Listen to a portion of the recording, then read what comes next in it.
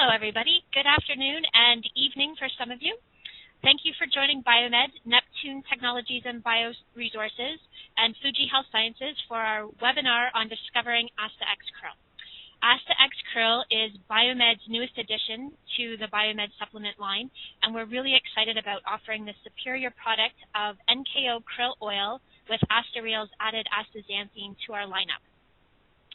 Just to give you a really quick intro, if you haven't already read it in the Biomed news, Asta-X-Krill is definitely superior to all other krill and fish oils.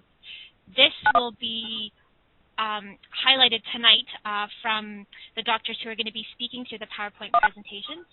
Asta-X-Krill has the highest bioavailability, absorption, and assimilation of omega-3s on the market with the protection of the most powerful antioxidant, astaxanthin. Okay. So, before I introduce our speakers, I want to review our schedule for tonight. Dr. Wael Massrieh from Neptune will be speaking first for approximately 40 minutes, and then there will be a 10 to 15-minute question and answer session. During that time, also following Dr. Massrieh is Dr. Marco Narducci from Fuji Health, and he will also have a question and answer session 10 to 15 minutes after his presentation. With all of that said, I would ask that you keep your questions to the end, to the question and answer session. And in addition, to kickstart the launch of Asta-X-Krill, for the month of November, enjoy a 15% discount off of each bottle. If you order 6 or more, then you get an added 2%, so it's an additional, so it's a total of 17% off. Okay, with that said, let me then introduce our speakers. So, first speaking, Dr. Wael Massrieh from Neptune Technologies and Bioresources. He joined in 2007, and it's after working as a director for research and development in biomechanics for Biotonic Inc., where he pioneered research on posture and psychology. He completed his Bachelor of Science in Microbiology and Immunology at McGill, and where he pursued his doctorate in medicine in the Division of Experimental Medicine.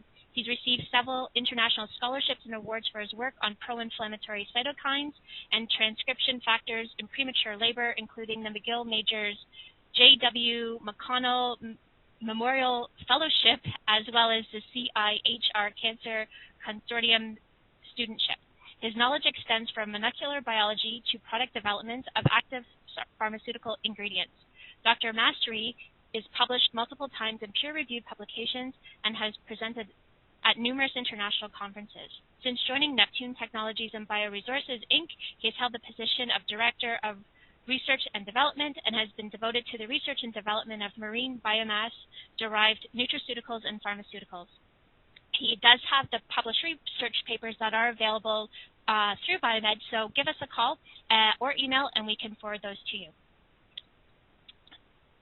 Our second speaker is Dr. Marco Narducci, and he is the Product Manager Marketing Specialist at Fuji Chemical Industry. He holds a degree in immunology from Washington State University and pursued doctoral research at Tokyo International Christian University. His research interests focus on the effects of stress, abrupt lifestyle changes, and fatigue on the immune responses that lead to rough aging. He believes that astaxanthin is the immunity juice that nature produces during peak moments of survival, a natural endorphin that has lasting effects on human resilience against degenerative diseases. Marco enjoys cooking vegetarian dishes and playing soccer until exhaustion. So, with that said, what I would like to do is welcome both Dr. Wael Massrieh and Dr. Marco Narducci. And we're going to start with Dr. Massrieh and his talk on krill oil. And so what I will do is I'm going to just set him over as presenter and we'll get started.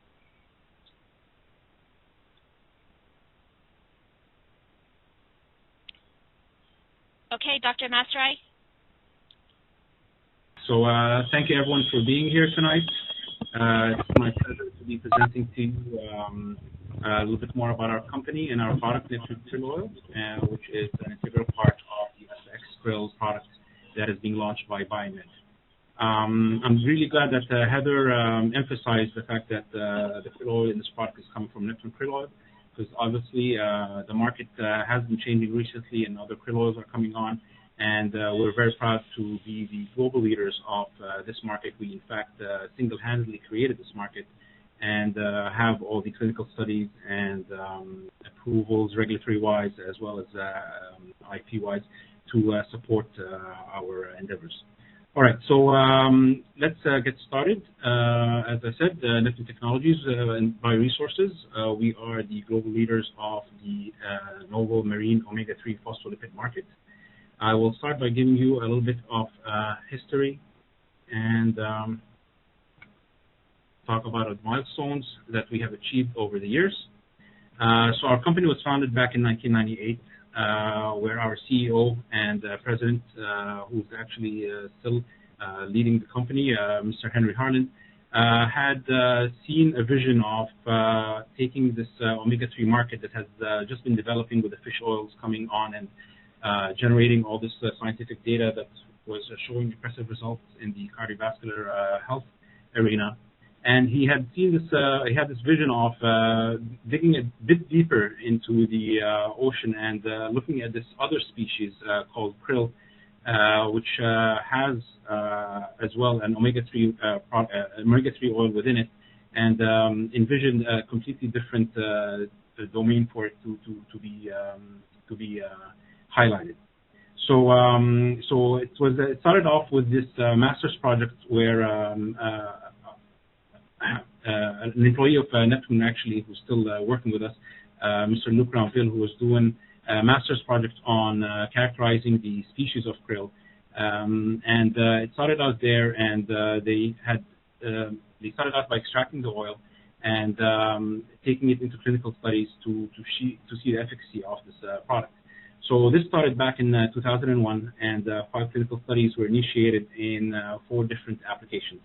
The first being cardiovascular health, the second being women's health. There was also a study done on neurological disorder, as well as on inflammation and osteoarthritis.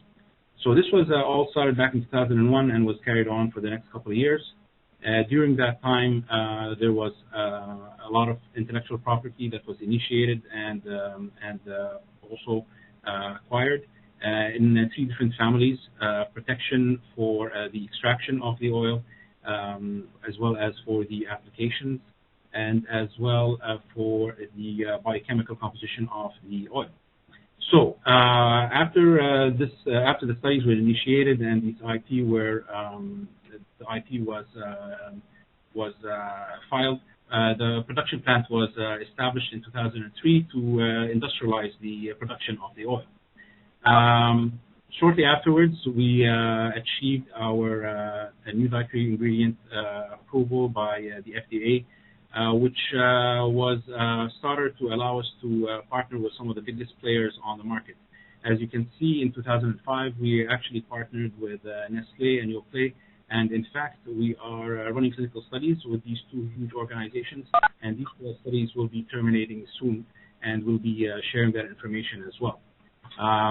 Shortly after that huge partnership, we spun off 2 subsidiary companies, Acasti and Biopharma, which I will not get into in this lecture, but just to make you aware that this is also a part of the long-term objectives and goals of our company, is to bring this dietary supplement product onto the market in a much more concentrated and effective manner that is going to be treating on the pharmaceutical side.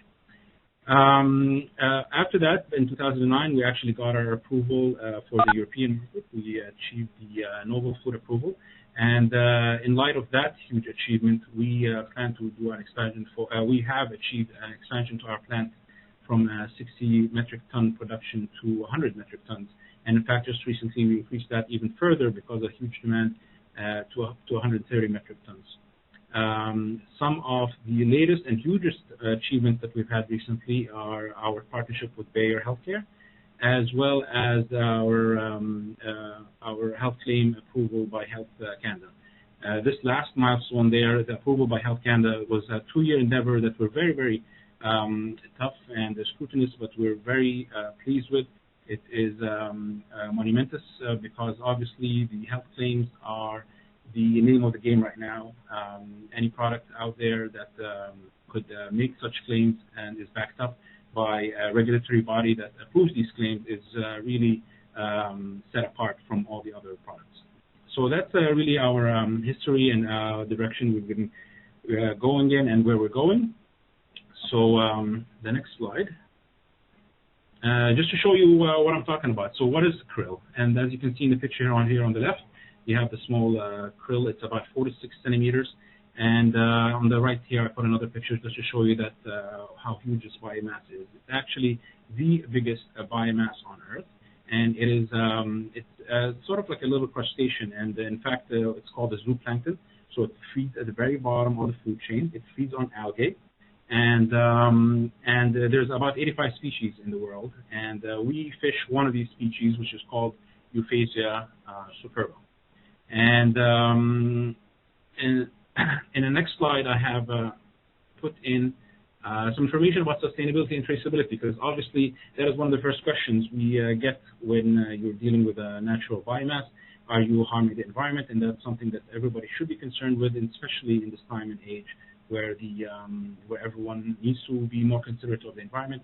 So I have put this slide in to make everyone aware that the fishing activity of Euphausia superba species is actually regulated by this Commission for Conservation of Antarctic Marine Life Resources called the CCAMLR. And basically what they do is on a yearly basis, they go out into the Antarctic Ocean, and in specific zones where these species are, the species is found, they they do a count of the population, and they establish a certain quota that is allowed to be fished. This quota, if achieved, has been documented to not affect the ecosystem. So, however, even though they have established this quota, what you can see is that in 2009 and 2010, only 1.56% of this allowable quota has been captured. So we're really way far from doing any harm into the ecosystem.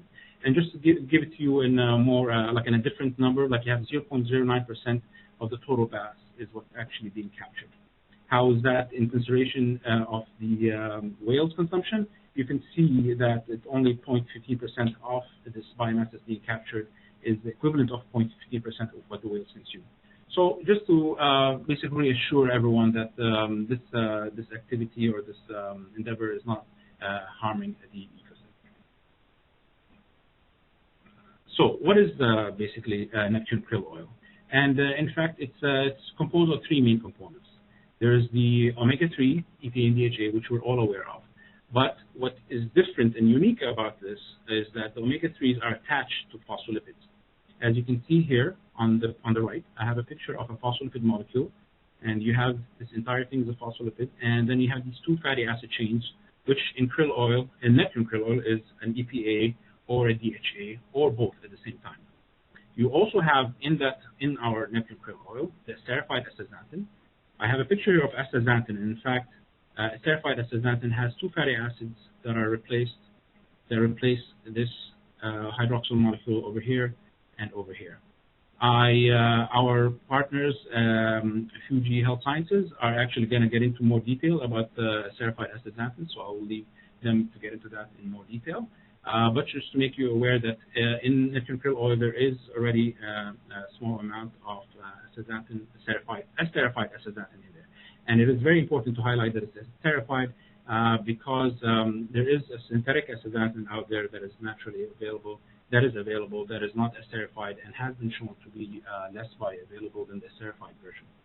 So back to the phospholipid molecule, and what sets the Neptune krill oil apart from the fish oils is that the omega-3s are attached to phospholipids and not to triglycerides. What happens in a triglyceride, what you'd find in a fish oil is that here, where the glycerol molecule is, instead of this phosphate group that's attached, there's a 3rd fatty acid chain that is right here, and that is really that really makes all the difference, because what happens is when this phospholipid molecule goes into the is ingested, it is digested and assimilated completely differently from how a triglyceride molecule is assimilated or digested in the body.